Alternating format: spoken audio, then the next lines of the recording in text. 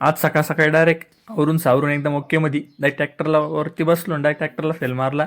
Tractor घेऊन निघालो direct आपल्या तहसीलच्या गाव. तर नमस्कार मंडळी, आपल्या यूट्यूब चॅनलमध्ये आपले सरचे स्वागत आहे. डायरेक्ट निघालो, डायरेक्ट येऊन बसलो आपल्या तहसील गाव. परत रितेशच्या माळ्यामधून येऊन पोचला होता.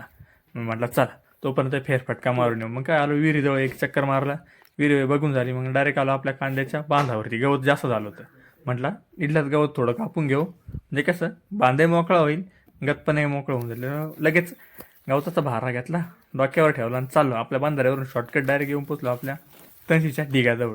लगेच रितेश म्हणे मी त्यानंच भरून देतो, तू चपायला आहे. म्हटलं काही झालं आज काय एकदम निवांत असल्यामुळं आहे ना, एकदम रिलॅक्समध्ये काम, म्हणून रितेश पण निवांत आला होता. त्याच्यामुळे म्हटलं चला त्यानंच भरून घेऊ, मळ्यामध्ये घेऊन जाऊ.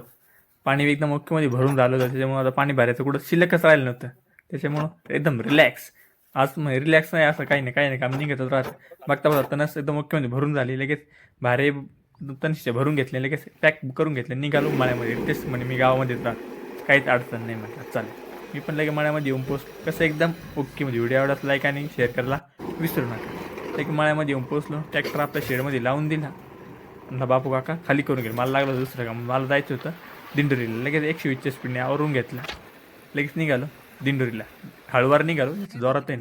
डायरेक्ट दिंडोरीला आलो. आपला धनंजय सोबत हँडशेक केला, त्याला आलो दिंडोरीत, म्हणजे त्याला भेटलो नाही असं कधी होतच नाही. लगेच तरी या मॅडमला घेतलं, निघालो घरात दिशाला. कारण की ऊन लईच होतं कडे. तरी पण मग काय चालायचं म्हटलं, ऊन तर लागणार नाही. येता येता ऊन लईच जाम झालं होतं, डोळे तर लईच जाम झाले होते. ऊन लईच होता, तुम्ही बघू शकता ऊन काढू होता. आता सावडं ऊन लागू राहिलं, नंतर किती लागेल हे सांगताच येत नाही. गाडी घेऊन म्हणलं मला जायचं होतं गावातल्या घरी. जाता जाता म्हटलं थोडं शेवटचा कवाय ना थोडा हरभरा घेऊन जाऊ, म्हणजे टाइमपास होईल. मग काय हरभरा घेतला, लगेच गाडीला एकदम ओकेमध्ये सेल मारला. नितीन शेटला पाठीमागं बसवलं. म्हटलं चाल मला घरी जायचं, त्यामुळं लगेच निघालो घराच्या दिशेला. घरी येऊन पोचलं कसं एकदम ओकेमध्ये. नितीन शेट म्हणे काय मला ना बाऱ्यावरचं काम चालू आहे म्हणे. काही नाही म्हटलं, होऊन जातं काही नाही. मग काय तसं कपडे बिपडे चेंज केले, हरभरा खात खात आपल्या बागातून चक्कर मारत निघालो. म्हटलं चला काही ना काही आता उद्योग करावा लागेल. मग म्हटलं चला थोड्या वेळ का ना आपल्या बागाला पाणी सोडून देऊ. लगेच आलो, सोलर चालू करून दिलं एकदम ओकेमध्ये.